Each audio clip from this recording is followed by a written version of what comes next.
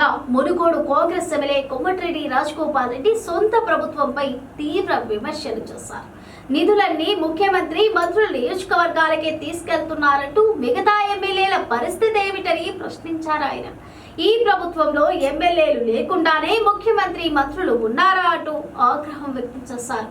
సాక్షాత్తు అసెంబ్లీ వేదికగా మునుగోడు కాంగ్రెస్ ఎమ్మెల్యే కోమటిరెడ్డి రాజగోపాల్ రెడ్డి సొంత ప్రభుత్వంపై తీవ్ర వ్యాఖ్యలు చేశారు. నిధులన్నీ ముఖ్యమంత్రి మంత్రుల నియోజకవర్గాలకే తీసుకెళ్తున్నారని మిగతా ఎమ్మెల్యేల పరిస్థితి ఏమిటని ప్రశ్నించారు. ఈ ప్రభుత్వంలో ఎమ్మెల్యేలు లేకుండానే ముఖ్యమంత్రి మంత్రులు ఉన్నారా అంటూ ఆగ్రహం వ్యక్తం చేశారు. ఎమ్మెల్యేలు నియోజకవర్గాలు ప్రజలపై సీఎం మంత్రులు వివక్ష చూపెడతారని అసహనం వ్యక్తం చేశారు.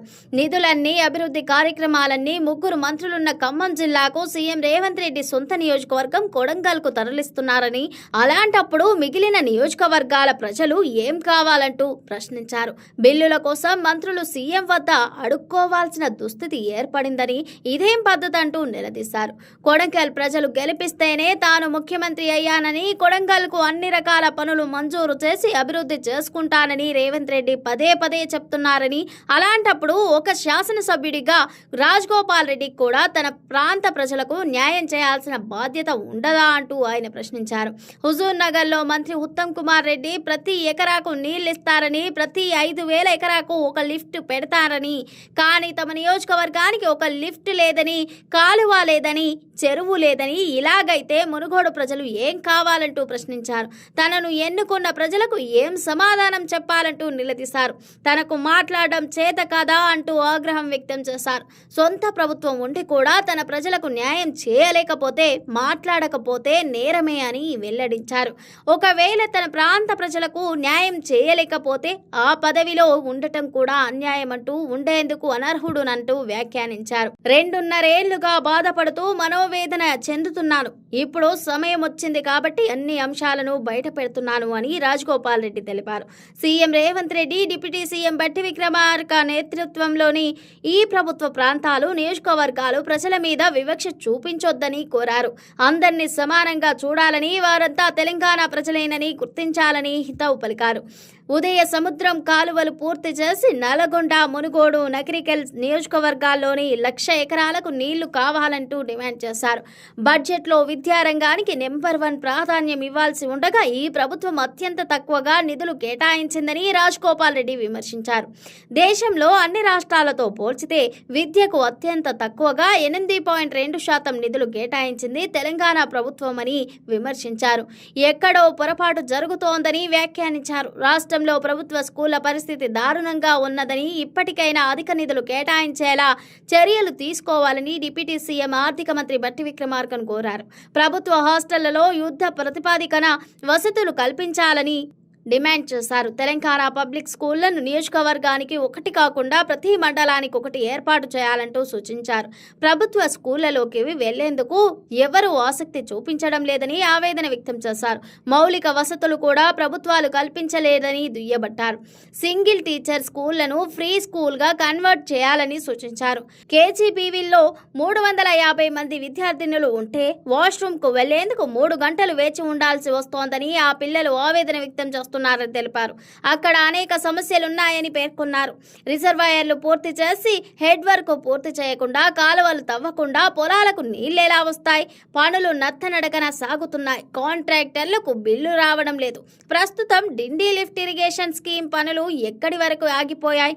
అధికార పార్టీ ఎమ్మెల్యేగా అత్యంత బాధలో ఈ విషయం చెప్తున్నానంటూ రాజగోపాల్ రెడ్డి పేర్కొన్నారు. రాష్ట్రంలో ప్రస్తుతం ముఖ్యమంత్రి మంత్రుల నియోజకవర్గాల్లోనే పనులు చేస్తూ ఆ కాంట్రాక్టర్లకు బిల్లులు ఇస్తున్నారని, ఎమ్మెల్యేల నియోజకవర్గాల్లో మాత్రం బిల్లులు ఇవ్వడం లేదంటూ ఆరోపించారు.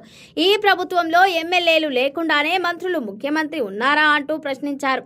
బిల్లుల కోసం మంత్రులు ముఖ్యమంత్రిని అడుక్కోవాల్సిన పరిస్థితి ఉన్నదని, ఇదేం పద్ధతిని ఆగ్రహం వ్యక్తం చేశారు. ఇది చాలా బాధాకరమని, ఎమ్మెల్యేలకు సైతం ప్రాధాన్యత ఇవ్వాలంటూ డిమాండ్ చేశారు. మంత్రి పొంగులేటి కంపెనీ అవినీతికి పాల్పడిందని సభలో రేవంత్ రెడ్డి మైనింగ్ మంత్రి చెప్పారు. మంత్రి అవినీతికి పాల్పడ్డప్పుడు సిబిసిఐడి ఎట్లా ఎంక్వైరీ చేస్తుంది? ఆయన మంత్రిగా ఉండగా విచారణ సాధ్యమా? గవర్నమెంట్ కింద పనిచేసే పోలీసులు గవర్నమెంట్ మీద ఎంక్వైరీ చేస్తారా అని బీఆర్ఎస్ఎల్పీ ఉపనేత మాజీ మంత్రి హరీష్ రావు ప్రశ్నించారు. అందుకే మంత్రి పొంగులేటిని డిస్మిస్ చేయాలని, లేదంటే సిట్టింగ్ జడ్జ్ చేత విచారణ జరిపించాలని, అది కుదరకపోతే హౌస్ కమిటీ వేయాలంటూ డిమాండ్ చేశారు. మంత్రిని కాపాడేందుకే సీఎం సిబిసిఐడి ఎంక్వైరీ చేశారని చెప్పారు. నిజంగా సీఎంకు చిత్తశుద్ధి ఉంటే మంత్రిని బర్తరఫ్ చేయాలంటూ డిమాండ్ చేశారు ఎమ్మెల్యే హరీష్ రావు. మంత్రి పొంగులేటి కంపెనీ అవినీతికి పాల్పడిందని సభలో రేవంత్ రెడ్డి మైనింగ్ మంత్రి చెప్పిండ్రు. మంత్రి అవినీతికి పాల్పడ్డప్పుడు సిబిసిఐడి ఎట్లా ఎంక్వైరీ చేస్తుంది? ఆయన మంత్రిగా ఉండగా విచారణ సాధ్యమా? గవర్నమెంట్ కింద పనిచేసే పోలీసులు గవర్నమెంట్ మీద ఎంక్వైరీ చేస్తారా అంటూ బీఆర్ఎస్ ఎల్పీ ఉపనేత మాజీ మంత్రి హరీష్ రావు ప్రశ్నించారు. అందుకే మంత్రి పొంగులేటిని డిస్మిస్ చేయాలని, లేదంటే సిట్టింగ్ జడ్జ్ చేత విచారణ జరిపించాలని, అది కుదరకపోతే హౌస్ కమిటీ వేయాలంటూ డిమాండ్ చేశారు. మంత్రిని కాపాడేందుకు సీఎం సిబిసిఐడి ఎంక్వైరీ చేశారని చెప్పారు. నిజంగా సీఎంకు చిత్తశుద్ధి ఉంటే మంత్రిని బర్తరఫ్ చేయాలని డిమాండ్ చేశారు. తెలంగాణ భవన్లో మాజీ మంత్రులు ప్రశాంత్ రెడ్డి, గంగుల కమలాకర్, ఎమ్మెల్యేలు కొత్త ప్రభాకర్ రెడ్డి, డాక్టర్ సంజయ్, కార్పొరేషన్ మాజీ చైర్మన్ ఎర్రోల శ్రీనివాస్ తో కలిసి హరీష్ రావు మీడియాతో మాట్లాడారు. మంత్రి పొంగులేటి శ్రీనివాస్ రెడ్డి కంపెనీ అవినీతికి పాల్పడుతూ పట్టపగలే రెడ్ హ్యాండెడ్ గా ఆధారాలతో సహా దొరికిపోయిన విషయం రాష్ట్ర ప్రజలందరికీ అర్థమైందని హరీష్ రావు తెలిపారు. అంతేకాకుండా రాష్ట్ర ప్రభుత్వం ఖజానాకు నిధులు ఎగ్గొట్టిందనే విషయం చర్చ చూసిన ప్రజలకు, ముఖ్యమంత్రికి, మంత్రి పొంగులేటికి బాగా అర్థమైందని తెలిపారు. తప్పు జరిగిందనే విషయం అర్థమవడంతో డిఫెన్స్ లో పడి సీఎం బ్లాక్ మెయిల్ కు పాల్పడుతున్నారంటూ మండిపడ్డారు. తమ ఎమ్మెల్యే పాడి కౌశిక్ రెడ్డి మీద ఎథిక్స్ కమిటీ రిఫర్ చేయడం అంటే ప్రశ్నించే గొంతుకల మీద దాడేనంటూ అభివర్ణించారు. మొదటి నుంచి కౌశిక్ రెడ్డి నికచ్చిగా ఈ ప్రభుత్వ వైఫల్యాలను ప్రశ్నిస్తున్నారు. అవినీతిని నిలదీస్తూ గట్టిగా మాట్లాడుతుండడం వల్లే రేవంత్ రెడ్డి పగబట్టారు. పోలీసులను పెట్టి కౌశిక్ రెడ్డి ఇంటి మీద దాడి చేయించారు, ఎంక్వైరీ వేశారు, అనేక అక్రమ కేసులు పెట్టారు. మీరు పెట్టిన కేసులు అక్రమమని కోర్టులే రిమాండ్ చేయకుండా బెయిల్ ఇచ్చాయంటూ తెలిపారు. కౌశిక్ రెడ్డి గురించి ఎథిక్స్ కమిటీకి రిఫర్ చేస్తున్నానని ముఖ్యమంత్రి మాట్లాడుతున్నాడని, అసలు ఎథిక్స్ కమిటీకి రిఫర్ చేయాలంటే అనగారిక భాషలో అసెంబ్లీ మాట్లాడిన రేవంత్ రెడ్డిని మొట్టమొదట ఎథిక్స్ కమిటీకి రిఫర్ చేయాలని హరీష్ రావు చెప్పారు. నిండు సభలో బద్మాష్ బడివే అంటూ భాష మాట్లాడినావు కదా, రేవంత్ రెడ్డి ఫస్ట్ ఎథిక్స్ కమిటీకి రిఫర్ కావాలి. శాసనసభ సభ్యత్వానికి అనర్హత వేటు వేయాల్సి వస్తే ముందు రేవంత్ రెడ్డి మీద అనర్హత వేటు వేయాలి అంటూ మండిపడ్డారు. ఇది దొంగ అని అరిచినట్టు ఉన్నదని చెప్పారు. కాంగ్రెస్ మంత్రులు గొంతు నొక్కుతూ తమకు మైకులు ఇవ్వకుండా చేస్తున్నారంటూ విమర్శించారు. కౌశిక్ రెడ్డి మీద పగబట్టి ఉద్దేశపూర్వకంగా కక్షతో ఎథిక్స్ కమిటీకి రిఫర్ చేశారనే విషయం రాష్ట్ర ప్రజలందరికీ అర్థమైందని తెలిపారు. ఆదాని కుంభకోణాలపై స్టాక్ మార్కెట్ క్రాష్, కేంద్ర ప్రభుత్వ కుంభకోణాలపై 1కి 10 సార్లు జాయింట్ పార్లమెంటరీ కమిటీ వేయాలని పార్లమెంట్లో రాహుల్ గాంధీ నిలదీస్తూ వస్తున్నారు. మీ రాహుల్ గాంధీ అడిగితే ఒప్పు, బీఆర్ఎస్ అడిగితే తప్ప, హౌస్ కమిటీ వేయడానికి ఎందుకు ముందుకొస్తలేరు అంటూ హరీష్ రావు ప్రశ్నించారు. గతంలో కాంగ్రెస్ పార్టీయే ఓబులాపురం మైన్స్ మీద హౌస్ కమిటీ వేసిందని గుర్తు చేశారు. ఇప్పుడెందుకు భయపడుతున్నారంటూ నిలదీశారు. ఎక్కడో హెచ్ఎండిసిఎల్ లో ఒక కాంట్రాక్ట్ చేస్తే దాంట్లో సినరేజ్ ఛార్జ్ ఆటోమేటిక్ గా కట్ చేస్తారు. దానికి ఈ అక్రమ మైనింగ్ కు సంబంధం లేదు. అసలు ఇల్లీగల్ మైనింగ్ కు సినరేజ్ ఛార్జ్ కట్టుడు ఉంటదా? మైనింగే ఇల్లీగల్, దానికి ఫైన్ కట్టుడు ఎక్కడుంటది అంటూ ప్రశ్నించారు. మైనింగ్ శాఖ షోకాజ్ నోటీసులు, పొల్యూషన్ కంట్రోల్ బోర్డుకు లేఖలను మంత్రి టిష్యూ పేపర్లా పడేశారంటూ చెప్పారు. ఒక తప్పును కప్పిపుచ్చుకోవడానికి 100 అబద్ధాలాడుతూ 10 తప్పులు చేస్తున్నారంటూ మండిపడ్డారు. ఈ ప్రభుత్వం సిఎఫ్ఓ లేవని రాష్ట్రంలో మొత్తం క్రషర్లకు కరెంటు కనెక్షన్ కట్ చేస్తుంది. అవి ఉంటేనే కనెక్షన్ ఇస్తామని చెప్పింది. వాటిని సబ్మిట్ చేసినోళ్ళకే కరెంట్ ఇచ్చిండ్రు. కొన్ని వందల కంపెనీలకు నేటికి కరెంట్ ఇవ్వలేదు అంటూ హరీష్ రావు చెప్పారు. పొంగులేటి కంపెనీకి పర్మిషన్ లేదు, మైనింగ్ లైసెన్స్ లేదు, సిఎఫ్ఓ అనుమతులు పొల్యూషన్ కంట్రోల్ బోర్డు నుంచి లేకపోవడంతో అక్రమంగా జనరేటర్ మీద నడుపుతున్నారు. ఆ తప్పు ఒప్పుకోలేక మంత్రిని కాపాడుకునేందుకు మీటర్ల షార్టేజ్ ఉన్నదని మైనింగ్ మంత్రి మరో తప్పు చేస్తున్నారంటూ మాట్లాడారు. రాష్ట్ర వ్యాప్తంగా ఎండలు దంచి కొడుతున్నాయి. దీంతో తీవ్రమైన వేడి, ఉక్కపోతతో ప్రజలు అల్లాడిపోతున్నారు. ఈ క్రమంలో హైదరాబాద్ వాతావరణ కేంద్రం ఒక ప్రకటన విడుదల చేసింది. ఆదివారం 22 జిల్లాలు 40 డిగ్రీలకు పైగా గరిష్ట ఉష్ణోగ్రతలు నమోదయ్యాయని పేర్కొంది. దీంతో ఆయా జిల్లాలకు ఆరెంజ్ హెచ్చరికలు జారీ చేసినట్టు తెలిపింది తెలంగాణ పర్యాటకం. రాష్ట్ర వ్యాప్తంగా ఎండలు దంచి కొడుతున్నాయి. దీంతో తీవ్రమైన వేడి ఉక్కపోతుతో ప్రజలు అల్లాడిపోతున్నారు. ఈ క్రమంలో హైదరాబాద్ వాతావరణ కేంద్రం ఓ ప్రకటన విడుదల చేసింది. ఆదివారం 22 జిల్లాల్లో 40 డిగ్రీలకు పైగా గరిష్ట ఉష్ణోగ్రతలు నమోదయ్యాయని పేర్కొంది. దీంతో ఆయా జిల్లాలకు ఆరెంజ్ హెచ్చరికలు జారీ చేసినట్టు తెలిసింది. అత్యధికంగా భద్రాద్రి కొత్తగూడెం జిల్లా కరకగూడెంలో 41.8 డిగ్రీలు, జగిత్యాలలో 41.6, మంచిర్యాలలో 41.6, కొమరంభీం, ఆసిఫాబాద్, పెద్దపల్లిలో 41.5, ములుగు, నిజామాబాద్లో 41.4, నల్గొండలో 41.3 డిగ్రీలుగా నమోదయ్యాయని వెల్లడించింది. మిగతా 11 జిల్లాల్లో 40 డిగ్రీల లోపు ఉష్ణోగ్రతలు నమోదయ్యాయని వివరించింది. మరో 4 రోజుల ఉష్ణోగ్రతలు ఇలాగే ఉంటాయని పేర్కొన్నది. ద్రోణి ఉపరితల చక్రవాత ఆవర్తనం కారణంగా ఏప్రిల్ 5 వరకు తేలికపాటి వర్షాలు కురుస్తాయని తెలిపింది. సోమవారం మహబూబ్ నగర్, నాగర్ కర్నూల్, ఆదిలాబాద్, ఆసిఫాబాద్, మంచిర్యాల, నిర్మల్, నిజామాబాద్, సిద్దిపేట, భువనగిరి, వికారాబాద్, సంగారెడ్డి, మెదక్, కామారెడ్డి జిల్లాల్లో అక్కడక్కడ ఉరుములు మెరుపులతో కూడిన వర్షాలు కురుస్తాయని పేర్కొన్నది.